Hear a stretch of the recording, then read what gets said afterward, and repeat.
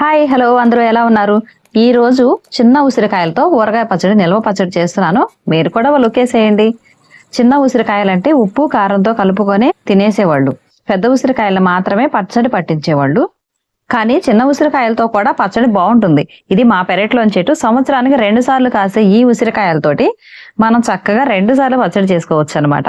ఉదయాన్నే ఖాళీ కడుపుతో ఈ ఉసిరి జ్యూస్ తాగడం వల్ల చాలా హెల్త్ బెనిఫిట్స్ ఉన్నాయి. ఉసిరికాయల్ని శుభ్రంగా కడిగి తడి లేకుండా తుడుచుకోవాలి. చింతపండు ముందుగానే నానబెట్టేశాను. 1 కిలో ఉసిరికాయలకు 1/2 కిలో చింతపండు తీసుకున్నాను. 2 గిద్దలు ఉప్పు అంటే 1/2 కిలో ఉప్పు, 1/2 కిలో కారం, 1/2 కిలో చింతపండు. 1 కేజీ ఉసిరికాయల కోసం చెప్పే మెజర్మెంట్స్ అనమాట ఇవి.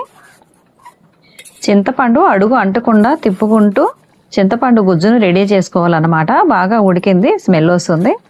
ఓకే, చింతపండు గుజ్జు రెడీ అయిపోయింది. ఇది పక్కన పెట్టేసుకొని ఉసిరికాయలు వేయించడానికి ఆయిల్ రెడీ చేసుకుందాం. డీప్ ఫ్రైకి సరిపడా ఎక్కువ ఆయిల్ వేసుకోవాలి. ఆయిల్ వేడెక్కిన తర్వాత ఉసిరికాయలు వేసుకొని బాగా వేయించుకోవాలి. రోజు ఒక ఉసిరి హెల్త్కి మంచిది అంటారు కదా.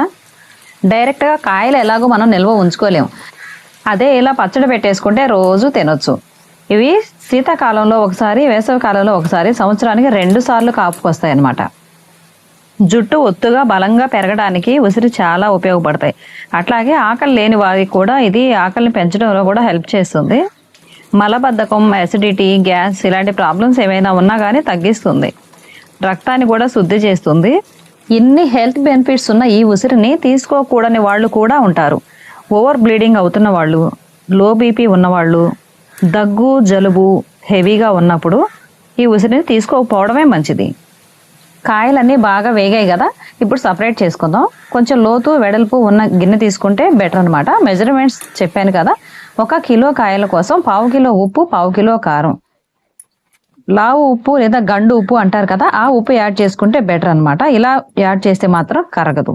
పులుసులో చింతపండు పులుసు ఉడికించాం కదా, దానిలో మాత్రమే వేయాలి రాతి ఉప్పు. అయితే సాల్ట్ వేసే పని అయితే ఇప్పుడు వేసుకోవచ్చు, కరుస్తుంది. 50 గ్రాముల మెంతిపిండి, 50 గ్రాముల ఆవపిండి మిక్స్ చేసుకుందాం వేసేసి. ఇప్పుడు ముందే ఉడికించి పెట్టుకున్న చింతపండు ఉంది కదా, చింతపండు గుజ్జు కూడా దీనిలో యాడ్ చేసుకుందాం. ఇప్పుడు మొత్తం కలిపి మిక్స్ చేసేసుకోవాలన్నమాట. అలాగే మీకు ఒక రిక్వెస్ట్, వీడియో లైక్ చేయండి. ఛానల్ కొత్తగా చూస్తున్న వాళ్ళు ఛానల్ సబ్స్క్రైబ్ చేయండి ప్లీజ్. మీరు చేసే ఒక చిన్న లైక్, సబ్స్క్రైబ్ వల్ల మా ఛానల్కు సపోర్ట్ పెరుగుతుంది. మరికొన్ని వీడియోస్ చేయాలనే ఇంట్రెస్ట్ కలుగుతుంది. ఓకే, వీడియోలోకి వచ్చేద్దాం. చివరగా కాచి చల్లార్చిన నూనె యాడ్ చేసుకోవాలి. ఉసిరికాయలు వేయించడానికి ఎలాగో ఆయిల్ వాడాం కదా, ఆ ఆయిల్ని యాడ్ చేసుకోవచ్చు అనమాట. పచ్చడి మునగా నూనె మాత్రం ఫుల్గా వేసుకుంటేనే బాగుంటుంది. సరిపడా ఆయిల్ వేసి కలిపేసుకోవాలి. పచ్చడి నిల్వ మాత్రం స్టీల్ లేదా తెల్ల గిన్నెల్లో ఉంచకండి. గాజు సీసాలు, జాడీలు ఉంటే బెటర్. ఒకటి పచ్చడి పాడైపోతుంది, లేదు గిన్నెలు పాడైపోతాయి అన్నమాట. సో జాడీలు లేదా గాజు పాత్రలు అయితే పచ్చడి టేస్ట్ బాగుంటుంది. పాత్రలు పాడైపోకుండా ఉంటాయి అన్నమాట. చూడడానికి చాలా టెంప్టింగ్గా ఉంది కదా. జస్ట్ 2 రోజులు ఉంటే చాలు, తినేసేయచ్చు మనం. 2 నుండి 3 పెద్ద సైజు వెల్లుల్లిపాయలు కూడా వేయాలి. మేమైతే చెన్నుల్లిపాయలు అంటాము వీటిని. మీరేమంటారో, మీరు ఏ ఏరియా నుండి చూస్తున్నారో కామెంట్ చేయండి. వీడియో ఇక్కడ వరకు చూశారు అంటే మీకు ఎంతో కొంత ఉపయోగపడే ఉంటుంది. Please like, comment and subscribe.